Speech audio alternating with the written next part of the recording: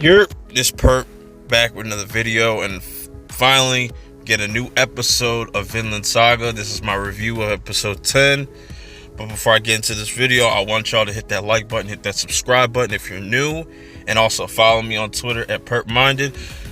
And with all that being said, let's get right into this, man. Waste no time. Last week didn't have an episode because of a typhoon or some shit.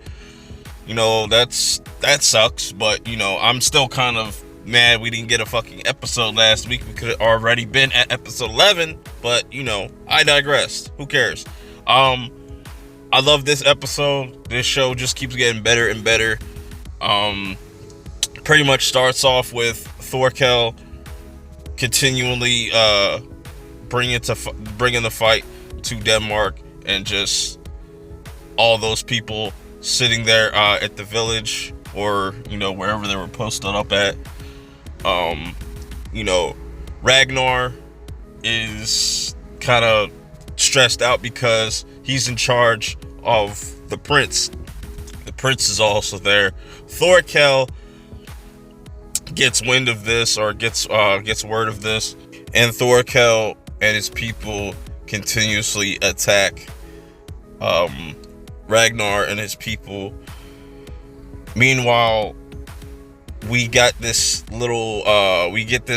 dream sequence, or you could say nightmare, that Thorfinn is having.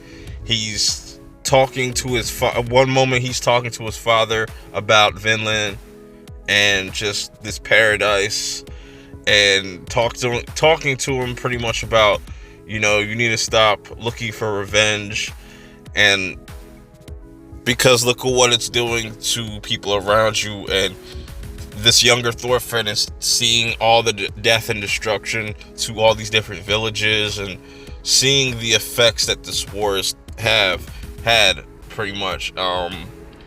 And we learned that they've been fighting this fight for about 10 years now, and it looks like to be in their favor, as they think. But, you know, things can turn around and I'm getting worse for them. But I really like that whole dream sequence / nightmare sequence that Thorfinn had with his father. I really like those moments where you get his father giving him advice and trying to see the other side of things. And you see Thorfinn go off, and he's kind of just talking to himself, and he's trying to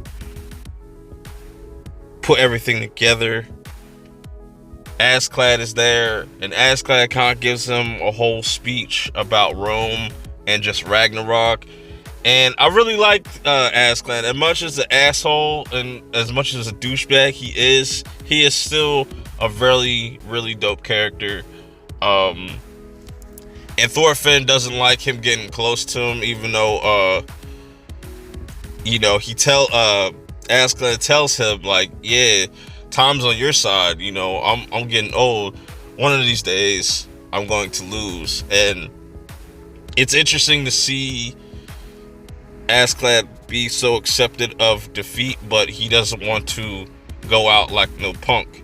So what ends up happening is Thorkel kidnaps the prince. So this messenger comes by to Askeladd and his people, tells them, hey, look, the prince is captured, we need your help. And Askeladd pretty much uses this to his advantage, and he only sees the riches, but also it seems like he wants redemption for some of the shit he's done. I could be wrong, I could be looking too much into it, but, you know, that's pretty much the setup for next episode. I think this episode was really solid, really strong. This continuously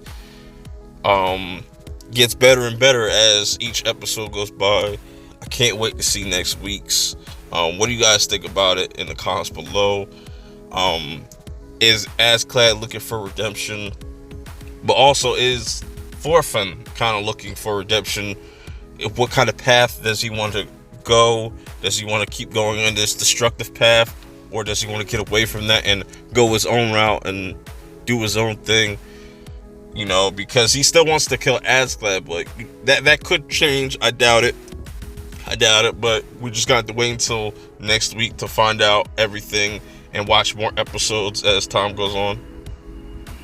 Let me know what you guys think about this episode in the comments below, and I'll check y'all out next week for episode 11. Peace. What made that comedian different from that comedian?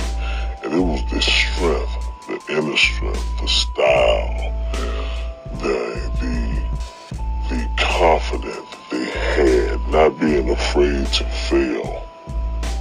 And if I can transcend that to a lot of people, whatever, it might not be comedy, it might be in the workplace, to give them that drive. That's when I Ain't Scared of You came from. You can't be afraid.